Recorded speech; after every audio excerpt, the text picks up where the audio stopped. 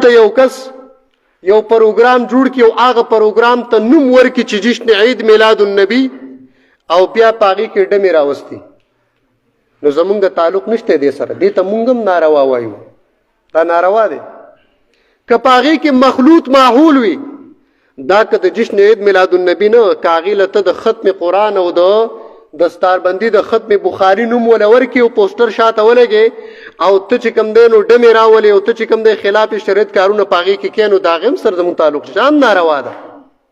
که ته ولې عنوان هر یو ورکې خو چې په هغې کې کم کارونه کېږي هغه ناروایي، نو هغه ناروایي هغې ته چېرته یو مسلمان بیا روا نشي ویلی. او که چېرته داسې محافلې لکه دا چې منعقد دی یا د دې په شان په نورو ځایونو کې کېږي او په هغې کې خلاف شریعت کارونه نه وي، نو دې کې د ګناه کار کم یو دی، په دې کې د اعتراض ځای کم یو دی چې په هغې باندې زه اعتراض وکړم. او بیا د فتنې په دې دور کې حضور مبارک فرمایي ادبو اولادکم علی ثلاث خصال، خپل اولاد له تربیت ورکوي په دریو څیزونو. یو پکې د نبی کریم صلی الله علیه وسلم محبت دی،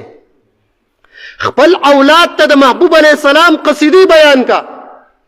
خپل اولاد ته د محبوب علیه السلام تذکیری وکا، واقعات وکا، کمال بیان کا، شان بیان کا، مقام بیان کا، چې د وړوکوالي نه د هغه په زړه کې د خپل محبوب سره مینه پیدا شي. نو چې ته نه په خپله حاضري کې او نه اولاد ته په کور کې درس ورکې او د جماعت نه هم منع کې، په خپل هم نه حاضرېږي، د فتنې په دې دور کې خو خلک تا د دین نه منع کړه،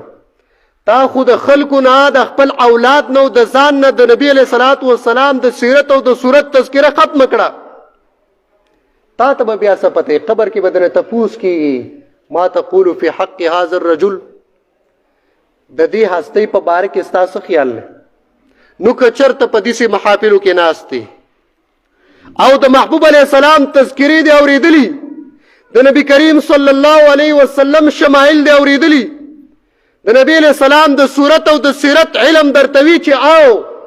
داسې علماء کرام به راتلو، محافل به جوړو، موږ به د دغه ذات او د دې هستۍ خبرې اورېدې، زموږ زړونو ته به خوشحالي راتله، زه پیژنم دا خو زما محبوب دی، دا خو زما آقا دی، دا خو محمد رسول الله صلی الله علیه وسلم دی. او کنا د دې په عکس باندې وه خلک دې منع کول، په خپله باندې منوي، ماشومان اولاد دې منع کو، نو بیا به د دغه سوال جواب خاورې ورکي. ما ته څه پته را، زه خو نه مې د چا نه اورېدلي، بس دی به بیا څه وایي اقول ما یقول الناس، بس زه ما به هغه څه وي چې د خلکو به وینو، ما د نورو پته نشته، ناست نه څه دې اورېدلي نه دي، هغه امتحان له دې تیاری نه دی کړی، نو په امتحان کې چې بیا کم سوال راځي نو د هغې به تاله جواب څه درشي. نو د دغه شان محافلو مقصد دا وي